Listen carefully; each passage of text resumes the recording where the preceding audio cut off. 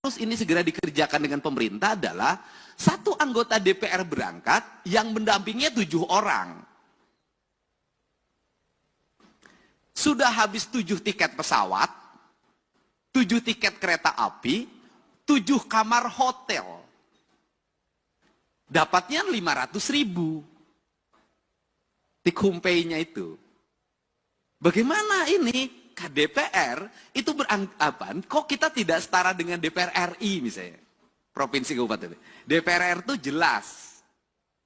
Nah, sehingga di DPR RI, ketika menjadi anggota DPR, nggak usah lagi berpikir fakir, saya ngalamin. Nggak usah lagi berpikir aspirasi, ngalamin. Karena dari aspek yang kita terima tiap bulan saja, sudah cukup. Nah, anggota DPRD provinsi dan kabupaten, biaya politiknya sama dengan DPR RI. Tetapi, ketika masuk, itu kedudukan keuangannya menjadi jauh berbeda. Karena jauh berbeda, nyarinya itu harus dari perjalanan dinas. Tapi inefisiensi sehingga anggaran DPRD provinsi itu gede banget, tapi masuk ke kantong DPRD-nya kecil banget. Itu kan cerita klasiknya begini. Untuk itu, forum ini saya minta ke Pak Direktur Pencegahan di KPK, segera dirumuskan agar kedudukan keuangan ini menjadi setara. Untuk apa? Maka akan ada penurunan anggaran DPR. Sudah turun anggarannya, take-home pay-nya menjadi besar. Sehingga uangnya ini akan bermanfaat untuk percepatan pembangunan. Dibanding seperti sekarang, jadi bolak-balik cerita bahwa tidak boleh meminta fakir dalam bentuk arah yang bersifat kepentingan individual. Iya, di forum KPK, di pembahasan tetap ada. Nah, kan dilemanya adalah, kita jujur aja, dilema kepala daerah, diikutin nanti ikut celaka, nggak diikutin regulasi pemerintah macet. Kan ini harus diomongin terbuka, nggak boleh lagi kita pura-pura tidak butuh, tapi butuh. Jangan pura-pura di depan orang lain baik banget, di belakang itu diajak ke belakang. Ini hal yang harus. Untuk itu saya meminta bantuan jajaran pimpinan KPK agar kedudukan keuangan DPRD itu sudahlah, daripada take-home pay-nya diputerin dulu, nyewa hotel, nyewa pesawat, langsung saja honor-honor diberikan berdasarkan rapat-rapat di DPR. Dari mulai rapat komisi, rapat badan musyawarah, rapat badan anggaran, rapat paripurna 1, 2, 3-nya, itu semua. Kalau sudah seperti ini, anggota DPRD setiap hari akan di kantor. Karena kalau tidak ke kantor, tidak dapat take-home pay. Selesai, Pak. Setelah itu ekonominya berputar lokal di daerah itu. Tidak lari keluar. Ini kan kasihan daerah-daerah yang dapetinnya dari PBB, parkir, pajak restoran. Yang kecil-kecil dikumpulin habis itu, uang restoran yang dipungut dari restoran kecil dipakai makan di restoran berbintang di kota besar. Ini harus segera dibenahin kalau negeri ini ingin baik. Nah, kelemahan dari DPRD provinsi dan kabupaten tidak bisa membuat aturan sendiri. Karena seluruh aturannya dibuat oleh kementerian. Beda dengan DPR RI, bisa ngundang kementerian, langsung aturannya bisa direvisi. Itu bedanya. Modalnya sama, kedudukannya berbeda. Ini pertama. Yang kedua, di internal birokrasi ada inefisiensi birokrat. Apa itu? Jumlah pejabatnya banyak.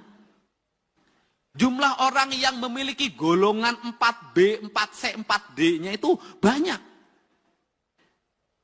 Di provinsi, orang yang sudah punya jabatan, itu nggak bisa kayak di kepolisian langsung menjadi perwira diparkirkan. Dia akan gugat ke PT UN, harus punya jabatan.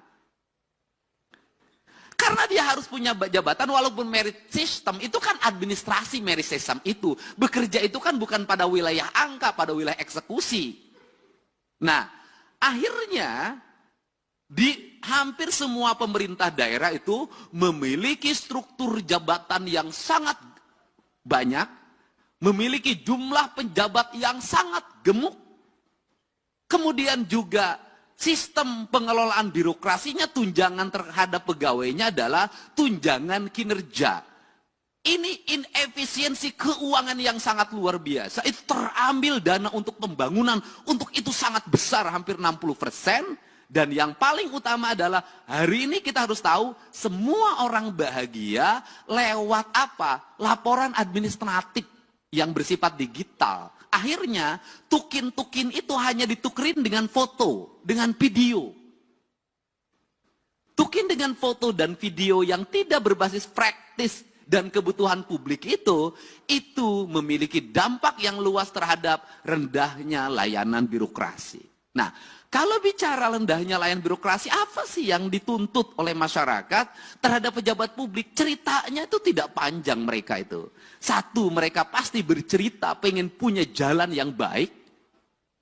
Dua, pasti pengen punya cerita, punya layanan kesehatan yang memadai. Semakin dipilih oleh rakyat, maka rakyat ingin selalu free. Free puskesmas, free rumah sakit, kemudian free sekolah, semua free. Seluruh free ini juga, mohon maaf, tidak berbanding terbalik dengan perilaku publik. Satu sisi negara mengeluarkan uang sedemikian besar untuk layanan publik, tapi publik juga tidak punya kesadaran untuk membangun postur dirinya. Saya berikan contoh, negara memberikan layanan terhadap layanan pendidikan free dari SD sampai SMA, terutama di sekolah pemerintah. Free. Tetapi di sisi lain, anak-anak sekolah kita uang jajannya 25.000 sampai 30.000.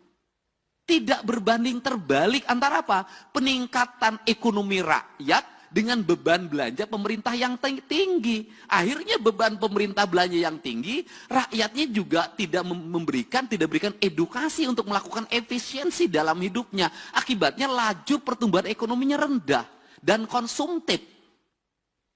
Nah, hari ini tuntutan negara itu hanya mengarah pada pejabat negara. Selalu katakan ganti pemerintah, ganti gubernur, ganti bupati. Kalau menurut saya, dalam analisis saya, rakyatnya juga harus diganti. Nggak bisa, Pak. Model pendekatan warga seperti hari ini, apalagi model pendekatan media sosial yang saya jalani dan saya lihat, nggak bisa jadi pemimpinnya kalau tidak memiliki tangan besi. Publiknya juga harus diedukasi. Bukan hanya pejabat publiknya, bukan hanya anggota DPR-nya, publiknya harus diedukasi. Saya berikan contoh, misalnya pelaporan ke KPK. Saya sampaikan ke Pak Direktur, apakah murni didasarkan pada orang yang konsen pada pada korupsi? Tidak. Kebanyakan orang yang tidak terpuaskan, kalah tender, lapor KPK. Kalau menang nggak lapor. Anaknya tidak diterima di SMA negeri. Pakai kata belece, langsung besoknya bongkar korupsi kepala sekolah. Nah, hari ini saya sampaikan ke Pak Direktur, korupsi bisa terjadi di desa. Kenapa? Setiap hari kepala desa didatangin orang yang mengaku ormas, orang yang mengaku LSM, orang yang mengaku wartawan. Itu sekali datang 10 orang, cepet itu dikasihnya. 1 juta tuh kepala desa sehari. Kemudian di kabupaten, kalau bupati, wali kotanya nggak tahan, pasti banyak orang yang mengaku A, mengaku B, itu melakukan tekanan dan nyari salah. Kemudian setelah itu dia bergaining, dapat jatah di kerjasama A, kerjasama B, kerjasama C. Nah, ini yang jadi problem adalah Pak Direktur, gubernurnya punya daya tahan, misalnya para bupatinya punya daya tahan, tapi kepala SKPD-nya itu belum tentu punya daya tahan. Kenapa? Gubernur enak, SKPD-nya tinggi, Pak, jauh jaraknya ke masyarakat. Kalau bupati wali kota itu dekat ke tetangganya, didatengin tiap hari, pusing, akhirnya dilayanin. Jadi